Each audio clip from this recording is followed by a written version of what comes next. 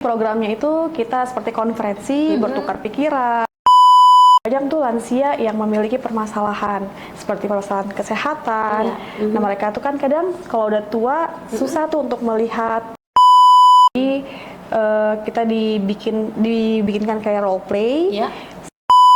Seakan-akan seperti lansia menggunakan kacamata yang buram. Jadi merasakan bagaimana sih kalau orang lansia itu pemandangannya sudah kurang. Here we go. Kaltim Voice.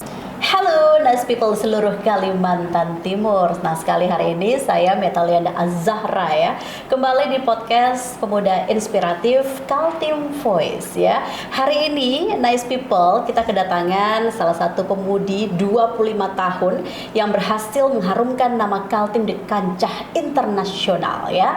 Pemuda asal kota Samarinda ini ya, tentu saja telah menerima penghargaan dari pemerintah Provinsi Kalimantan Timur atas prestasi yang ditorehkan sebagai delegasi pertukaran pemuda internasional Singapura 2025 ya.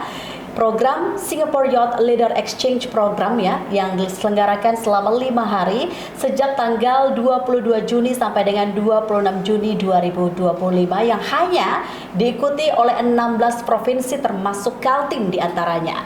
Karena prestasi ini beliau menuai penghargaan dan juga tentu saja selain sertifikat juga ada uang senilai 12.500.000 rupiah. Siapakah beliau? Langsung saja kita kenalan dengan Syifa Nur Aini. Halo.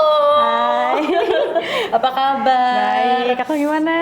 Baik juga nih, sebenarnya selamat ya, ini luar biasa. Sampai salaman saya, ini 25 tahun tapi sudah menorehkan prestasi yang luar biasa di kancah internasional. Nah, ini kan tentu saja program yang tidak mudah untuk diikuti ya. Ada seleksi demi seleksi yang harus dilewati, dari seleksi daerah ya, daerah provinsi, kemudian di nasional begitu. Seperti apa sih cerita ini, Syifa? Jadi awal mulanya kita melakukan seleksi terlebih dahulu di provinsi yang diadakan oleh Dispora Provinsi Kalimantan Timur. Nah, untuk seleksinya itu ada seleksi administrasi, kemudian seleksi tertulis. Nah, untuk tertulisnya itu ada kayak 6 atau 7 bidang. Kemudian ada seleksi wawancara, itu juga 6 atau 7 bidang. Kemudian setelah itu kami melakukan unjuk bakat. Setelah unjuk bakat, kebesokan harinya itu melakukan tes TOEFL. Nah, untuk seleksinya itu sekitar 3 hari, dari pagi sampai sore, hampir maghrib gitu. Nah, setelah itu kami dipilih 5 orang terbaik dari Provinsi Kalimantan Timur untuk mengikuti seleksi di nasional. Nah, untuk seleksi nasionalnya itu ada seleksi wawancara. Seleksi wawancara, unjuk bakat ya. Apa yang ditampilkan? Ini pasti punya bakat-bakat khusus ya, Syifa? Ya. Nah, jadi bakat yang saya tampilkan itu adalah memasak. Jadi saya menampilkan video saat saya memasak untuk teman-teman asing saya. Terus juga saya menampilkan masakan saya di situ. Kemudian juga menampilkan bakat lain, yaitu melukis di atas air yang disebut ebru. Apa yang dilukis saat itu? Waktu itu lukisan ini, bunga. Bunga apa, masih ingat? Masih ingat, itu bunga khas Turki. Ya, karena keseniannya itu juga dari Turki. Nah, itulah juga salah satu pertukaran budaya yang saya dapatkan saat saya berkuliah di luar negeri, di Turki. Keren. Gimana sih perasaannya mendapatkan pengalaman yang luar biasa selama 5 hari, ketemu dengan teman-teman di Indonesia, Singapura, kemudian juga mendapatkan penghargaan dari Bapak Gubernur Kalimantan Timur, begitu? Ya, alhamdulillah saya bangga banget karena bisa terpilih dan mewakili Provinsi Kalimantan Timur untuk pergi ke Singapura. Gitu. Orang tua gimana ketika mengetahui prestasi ini ya? Ibu saat ini menjabat sebagai Dekan Fakultas Hukum ya, Universitas Mula Warman Samarinda Kalimantan Timur, Ibu Dr. Rosmini begitu ya. Dan ini bagaimana respon keluarga begitu? Apakah memang didorong secara penuh oleh keluarga atau seperti apa, Syifa? Iya, alhamdulillah ya, keluarga saya juga sangat suportif. Pokoknya setiap saya mengikuti program apapun, mereka pasti bakal sangat mendukung. Selama itu bagus ya. Luar biasa ya. Kemudian apa sih yang dilakukan selama pertukaran pelajar di Singapura selama 5 hari itu? Jadi programnya itu kita seperti konferensi, bertukar pikiran, kemudian juga mereka memberikan materi-materi terkait resilience leadership. Terus materi yang disampaikan itu tidak hanya teori aja. Jadi kita juga dikasih praktek, terus kayak melakukan role play juga. Ya, untuk mendalamin lagi empati kita sebagai seorang leadership gitu. Bagaimana melihat permasalahan yang ada di masyarakat, peran sebagai leadership apa yang bisa diambil gitu, apa yang bisa dilakukan sebagai leadership untuk menangani permasalahan-permasalahan di masyarakat. Nah, seperti contoh nih, jadi saat itu kita diberikan materi terkait pengembangan masyarakat. Mereka mengambil topik terkait lansia. Nah, banyak tuh lansia yang memiliki permasalahan seperti permasalahan kesehatan. Nah, mereka tuh kan kadang kalau udah tua susah tuh untuk melihat. Jadi kita diberikan pembekalan ya. Bagaimana sih rasanya sebagai lansia? Jadi kita dibikinkan kayak role play. Seakan-akan seperti lansia menggunakan kacamata yang buram, jadi merasakan bagaimana sih kalau orang lansia itu pemandangannya sudah kurang, terus tuh biasanya mereka kan suka sakit tuh sendi-sendinya, jadi kita dipakaikan kayak sarung tangan tebel.